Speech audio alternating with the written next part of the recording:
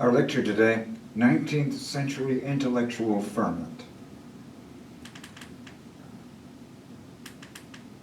The revolutions in the United States and France and the mills and iron factories of Britain inevitably generated new ideas and profoundly modified old ones. The old certainties of religion, whether Catholic or Protestant, retained their vitality for the great masses of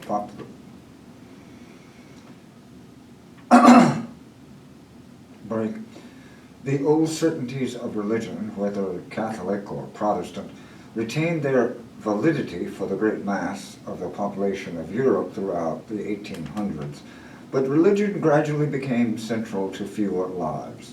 Science appeared to undermine it. The move to the cities by large segments of the population and the decay of the traditional village community lessened its grip. In the realm of culture, a new movement, Romanticism, fiercely attacked both the ideas and the style of the Enlightenment. In philosophy, 2 generations of Germans laid the foundation for much of 19th century political thought. In politics, a counter-Enlightenment, in some ways parallel to Romanticism, developed. Conservatism, the ideology of opposition to Conservatism, the ideology of opposition to revolutionary France and to all revolutions, period. The antagonist of conservatism was the ill-assorted conglomeration of economic and political doctrines that goes by the name of liberalism. And beyond liberalism, but related to and locked in a struggle with it, came socialism, a ready-made political faith for the new industrial workers.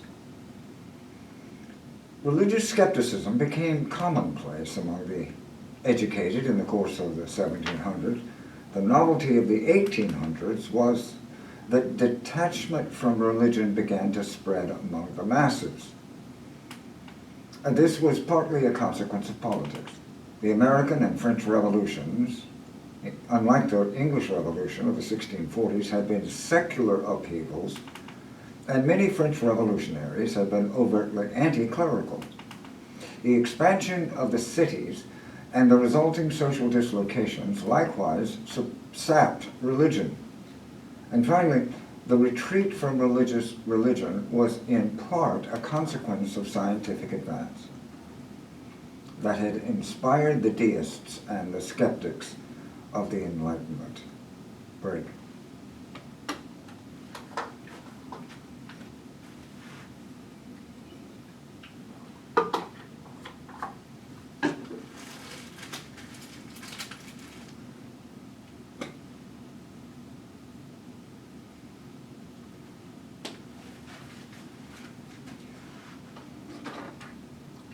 But the science of the 1800s appeared far more powerful and less compatible with traditional religion than that of the 1700s. Charles Darwin's idea of evolution placed in question the biblical account of creation. That, above all, affected Protestants and to a lesser degree Jews, given the central place of the biblical texts in their beliefs. Darwin's work, The Origin of Species by Means of Natural Selection, or The Preservation of Favored Races in the Struggle for Life, released in 1860, provoked a veritable warfare of science and theology. The Archbishop of Canterbury, in a serious debate in 1860, sarcastically asked Darwin's bulldog, the biologist Thomas H. Huxley, which side of his family had descended from apes. A minority of fundamentalist Protestants, especially strong in the United States, continued to assert the literal truth of the biblical account of creation. But the majority, thanks to Protestantism's emphasis on the individual freedoms and direct relationship with God, made a variety of compromises between faith and science. A new style of thinking opposed to the rationalization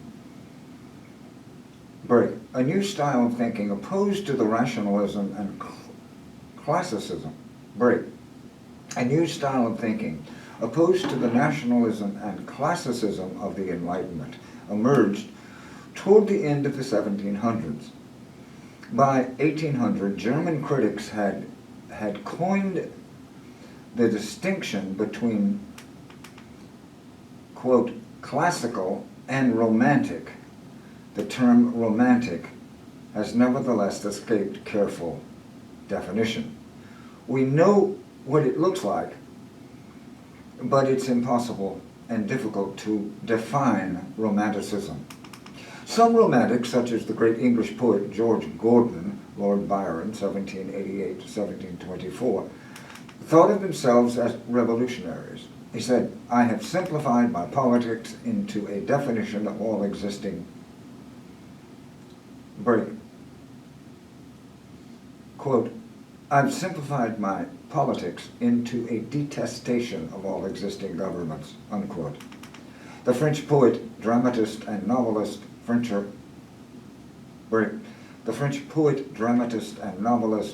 Hugo, 1802 through 1885, could write that romanticism is liberalism in literature.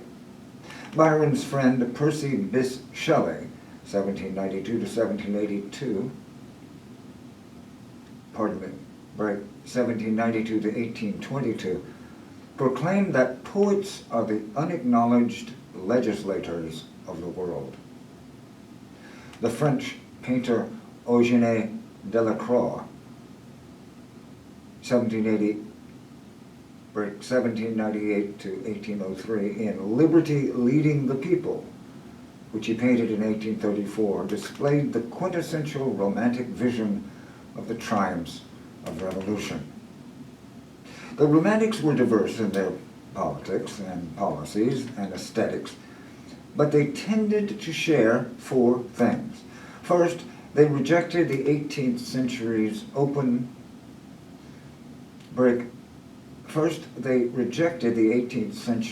classical limitations on form and structure and art. For instance, in music, Romantics from the unparalleled master of the symphony, Ludwig van Beethoven, 1780 to 1827, to the dogmatic theorist and practitioner of total opera, Richard Wagner, 1813 to 1883, completely disregarded inherited conventions of form and orchestra size and composition. Secondly, the Romantics prized emotion, the stronger the better. The Romantic emphasis on the creative power of individuals and their imagination was a liberating force, and combined with craftsmanship and self-discipline could produce masterpieces. Thirdly, the Romantics tended to celebrate nature. Now, their nature was not the manicured 18th century ornamental garden, but the craggy uplands of woodlands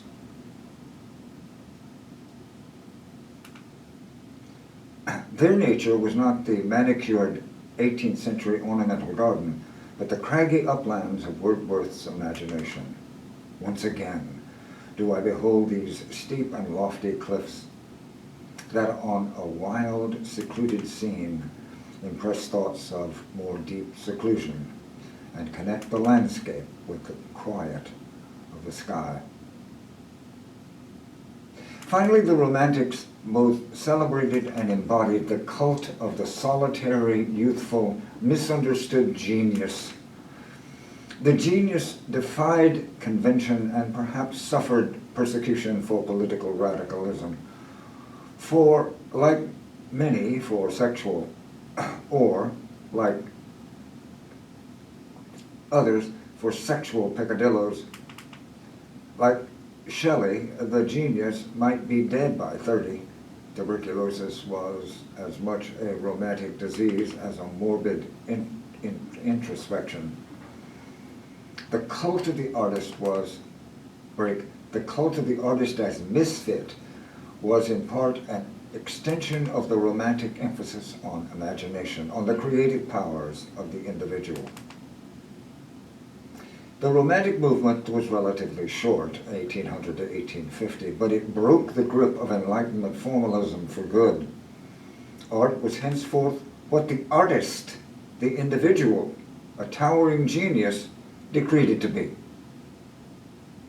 Inevitably, when there is change, reactions set in, and the doctrines that acquired the name conservatism reared their head. Conservatism came from different sources, but first and most important was the Anglo-Irish Tory Edmund Burke, 1729 to 1797. His inspired diatribe of 1790, Reflections on the Revolution in France, was uncannily prophetic. Burke was uncannily prophetic. It still reads as if written in 1793 through 1794 against the backdrop of war and terror and the activity of the guillotine in Paris. Burke denounced the doctrinaire logic of the French revolutionaries, whose rage and frenzy will pull down more in half an hour than patience, deliberation, and foresight can build in 100 years. Burke's model was the English Constitution, that conglomeration of custom and precedent, which over many centuries had erected what freedom existed in Britain. Organic growth, not radical panaceas, was the only sound basis for policy, Burke thought. Change was admissible, although when I change, it should be to preserve, he said.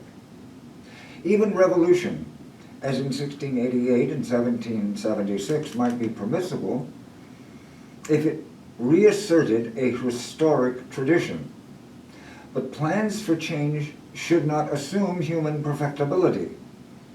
They should be based on long and experience. They should be based on the long and sad experience of the ignorance and fallibility of mankind. Burke.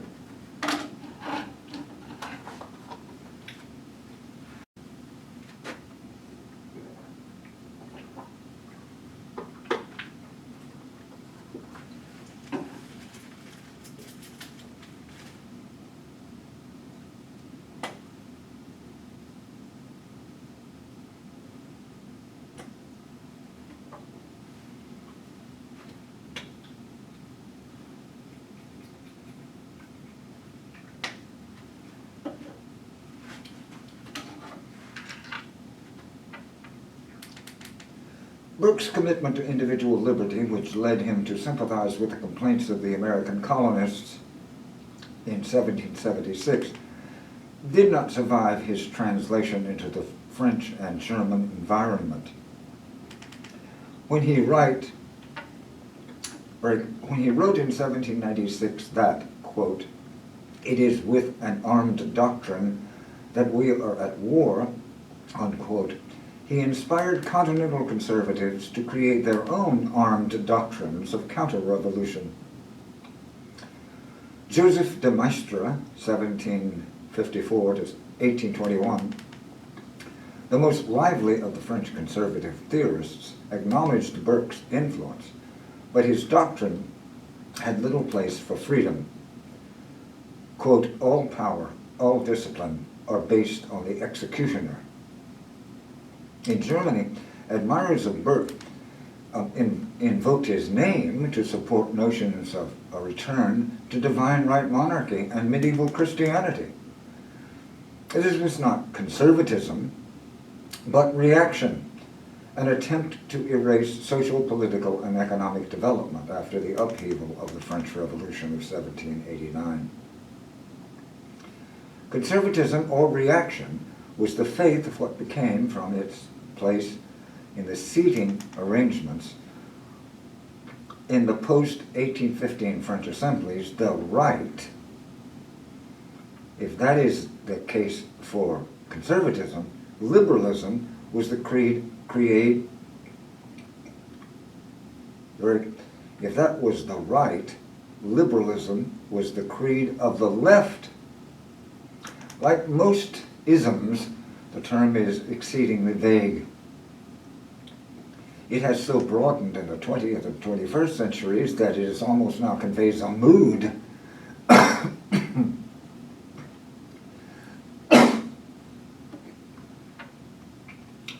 Rather than a body of ideas. But liberalism in the 1800s was narrower. It meant something. It meant, first of all, a body of economic thought that preached laissez-faire, the removal of all artificial constraints on the marketplace. In politics, liberalism stood more or less squarely for individual freedom and for the equality of opportunity, if not outcomes. Political liberalism, like Locke, its founding father, identified liberty with property. That was the link between political and economic liberalism. Liberalism was an optimistic creed, uniting capitalism and individualism under the banner of progress.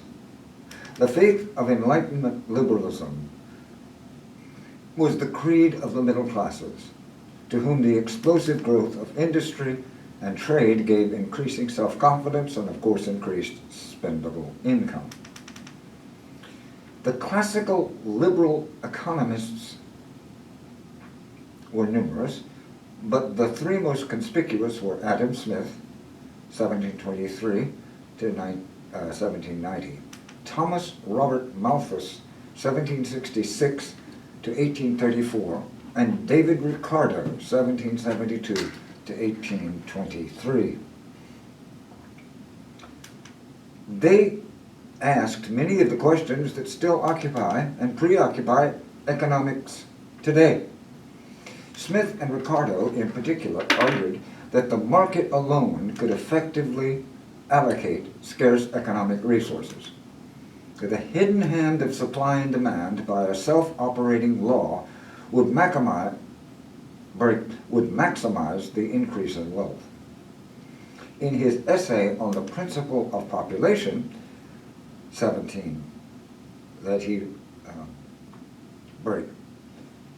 On his essay on the principle of population, Malthus explored the relationship between population and food.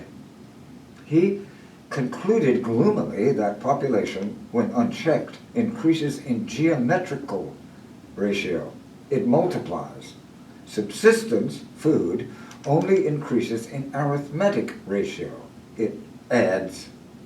Malthus' theory that population, when unchecked, tends to outrun the food supply made 19th century economics the dismal science. It also provided Charles Darwin with the principle of the struggle for survival in the face of inevitable scarcity. Malthus qualified his theory in an important way that escaped many of his later critics. A preventive check on population increase existed. The tendency in Europe, and especially in Britain, for men and women to marry late and hence have fewer children than the biological maximum. Malthus believed or theorized that moral restraint or a growing taste for consumer luxuries might induce individuals to procreate less. In other words, the desire to have more goods might induce individuals not to have as many babies, which decreased the population growth, more closely to match the increase or the amount of food. Eventually, such tendencies would lead to a shortage of labor and, in the natural course of things, to a rise in wages. And thus Malthus was both the prophet of doom, but also one of affluence. The political ideas of liberalism in part contradicted the dismal science of economics. The English philosopher and reformer Jeremy Bentham, 1748 to 1822, was the key figure in the transition from the Enlightenment to 19th century liberal thought. rejected the Lockean tradition of natural lights. Instead, as benefited thought in an age of machinery, Bentham postulated that utility must guide humanity, not natural rights. Bentham's utility dictated the search for, quote, the greatest happiness of the greatest number, unquote. And he defined happiness merely as, quote, pleasurable feelings and freedom from pain, unquote. Translated into politics, that meant that the best government delivered the most pleasure with the least cost to the most people. This was Bentham's law of marginal utility.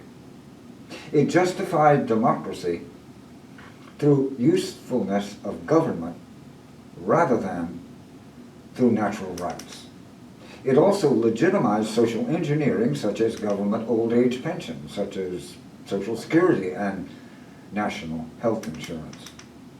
Bentham's most influential successor, John Stuart Mill, 1806 to 1873, drove Bentham's liberalism to its only possible logical conclusion, and inevitably made himself unpopular. His On Liberty, 1859, proclaimed utility as the ultimate appeal to all ethical questions. To Mill, government was suspect. All government was suspect. Government is best, he said, that governs least. Mill asserted that the only purpose for which power can rightfully be exercised over any member of a civilized community against its will, his will, is to prevent a person from causing harm to others. Mill, like Bentham, deduced that utility demanded democratic government. But what if the government faced with the horrors of the contemporary factory system and the plight of the poor demanded limits on the economic freedom of the entrepreneur? Mill ultimately came to the conclusion that the state must intervene to protect children and improve living and working conditions. And then he got in trouble. He took up the domination of men over women. After raising the issue of votes for women in Parliament in 1867, he published The Subjection of Women, 1869. In it, he borrowed heavily from the work already done by his wife, Harriet Taylor Mill. His work, their work, scandalized middle-class opinion by insisting that women too should enjoy liberty. That demand was perfectly consistent with the principles of 19th century liberalism, but few women and most men accepted that notion in the 1860s. Despite its internal contradictions, economic and political liberalism was a thumping success as a secular religion of progress for the middle class. Inevitably, it summoned up a counter-ideology known as socialism. Break.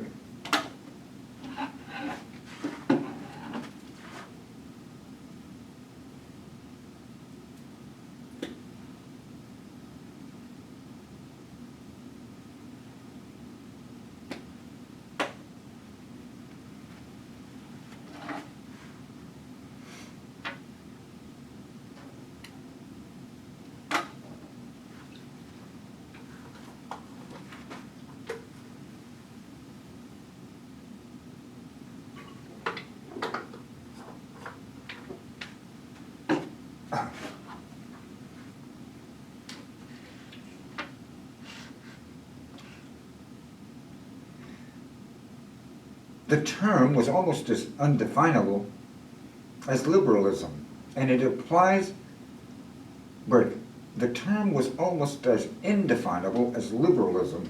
It implies concern for the good of society as a whole, in opposition to liberalism's focus on individual liberty, property, and profit. Socialism and its overlapping but more extreme companion, communism, had a pedigree going back at least to the abortive Paris uprising in 1896. had a pedigree going back at least to the abortive Paris uprising in 1796, but after 1815, as industrialization gathered force, it acquired new meaning. Middle-class thinkers began to believe that there was an irrepressible hostility between workers and industrialists, an inherent conflict between labor capital and landed wealth. But not always. In England, a successful entrepreneur, Robert Owen, 1771 to 1858, presented an alternative socialist vision, the abolition of the profit motive. It would be replaced by cooperation and would remake humanity. Owen demonstrated the fallacy of Ricardo's iron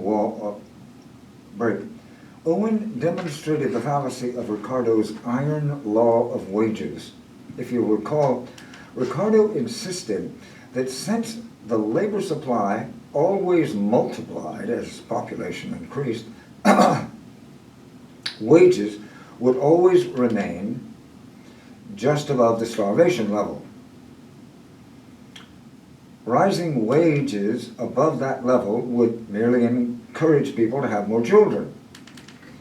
Owen raised wages and provided housing for the workers in his model factories at New Lanark, Scotland, while simultaneously increased output and profits, thus proving Ricardo wrong. In contrast to his stated desire to eliminate profits, he took the profits that he made and poured them back into his enterprise for the benefit of the workers, but also for himself. The theory, however, that came to dominate European socialism was advanced by Karl Marx, 1818 to 1883, and Friedrich Engels. Marx took the notion that humanity's essence was work. Under capitalism, Marx added, private property and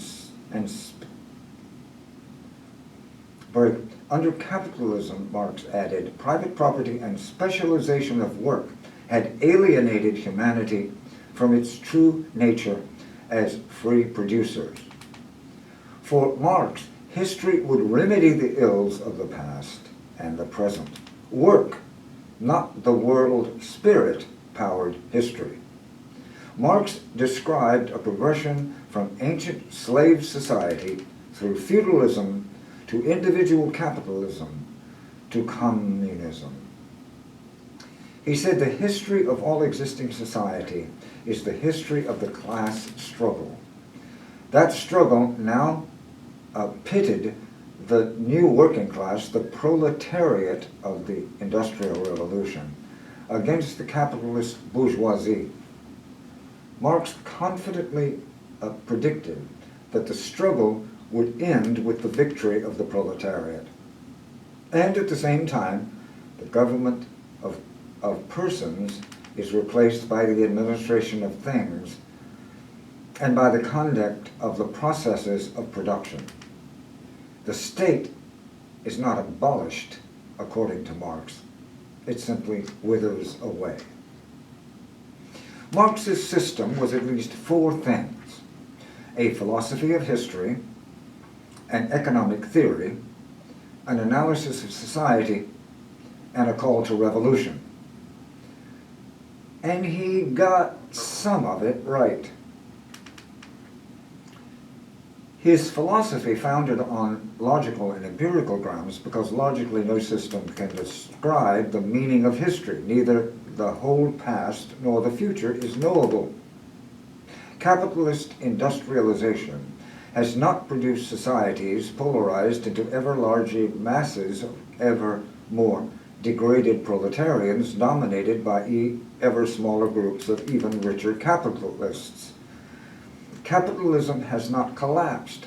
Instead, a modified capitalist system with a safety net for the population and government assistance has led, in the absence of warfare, to relatively stable economies in the West and a marginally large amount of affluence. Marxist economics have likewise proved an embarrassment. His prediction of an ever-falling rates of profit under capitalism ignored the driving force of science and technology. New technologies created industries that are vastly profitable until they saturate their markets, and then still newer technologies supersede them. Marx's culture of revolution, however, has proven to be the most powerful and durable part of his work. His occasional endorsement of revolutionary terror and of the dictatorship of the proletariat also threatened his proclaimed goal of freedom. He celebrated the French Revolution's terrorist violence as the midwife of history. Under some circumstances, he thought, there was only one means to curtail, simplify, and locate, therefore organize, the bloody agony of the old society and the bloodied birth pangs of a new one. And the only way to do that is through revolutionary terror. You see, Marx created a messianic faith in revolution. His teachings arrived on the scene too late in the 1800s to preside over a genuine revolution. But the 20th century offered new opportunities for terror in the horror of single-party states such as that of Nazism or Stalinist Russia. From the beginning, socialism found itself in competition with an even more powerful ideological force, nationalism. The political notion of the nation-state, born in the French Revolution and spread in its wars, sowed deeper divisions than any between labor and capital. Nationalism, as developed in the 19th century Europe, had four major components. First, the French Revolution's concept of the social contract and the general will was never quite translated into political reality. King and nobility gave way to the nation of freely associating citizens, but nothing except the general will limited the nation's actions. Those actions could be salutary, but most of the time the general will, as developed by whatever majority in the nation, ended up being a horrific destruction of life and liberty. The second part of nationalism was so-called self-determination of the state. No nation should acknowledge a law they did not themselves choose. Our way or the highway. My country, not your country. The Nazi blitzkrieg or the Stalinist terror famine drove all before it because the nation feeding off the general will drove it. The third part of nationalism described the state as a moral force in a history that was driving forward toward a goal. That goal would be determined by the nation in its general will, and the state would organize and hammer this out to a moral outcome. Hints of the mad ravings of Mein Kampf by Adolf Hitler showed how victims and vicious hints of the mad ravings of Mein Kampf by Adolf Hitler showed how vicious could this idea of the nation's goals be. The fourth and final component of European nationalism was the ethnic concept of the nation. Johann Gottfried von Herder, 1744 through 1803, asserted that each nation, each Volk, as he called them, was equally close to God. Each, therefore, had the duty to cultivate its own peculiarities. In a rather transparent assault on all things French, he said, "Spew out that ugly slime of the Seine. Speak German, O you German." The result of all this nationalistic thinking was a unique invention, the secular religion of the nation-state. For the nationalist, individual freedom and self-fulfillment lay only in service to the state. That peculiar belief distinguishes nationalism from patriotism, the instinctive loyalty to homeland, or from xenophobia, the traditional and unthinking hatred and contempt for foreigners. Patriotism and xenophobia have existed throughout the history, but nationalism was an invention of the decades after 1789. The new age of ideas after the French Revolution was thus both a combination and a repudiation break. The new age of ideas after the French Revolution was thus a combination and a repudiation of the Enlightenment, faith in progress and the perfectibility of humanity, sweltered break. Faith in progress and in the perfectibility of humanity swelled with the advance of science, the coming of steam-powered industry, and the spread of liberalism and socialism. States began to act as machines for welfare as well as for power. Conservatism or reaction inspired new ways of thinking. Romanticism damned the new industrial age, but also undermined the remains of the old order through its stormy cult of the individual. And nationalism soon revealed itself as the overwhelming political force of the 19th and 20th centuries. The force that transformed nation-states into engines of terror, both toward their own people and outward in conquest. The 20th century's experiments in ideological extremism, Nazism and Stalinist communism, produced one of the bloodiest periods of time in human history. Also, their defeat by the forces of liberalism marked one of the powerful forwards break. Although their defeat by the forces of liberalism marked one of the powerful forward surges in mankind's progress. And our conclusion: ideas have consequences.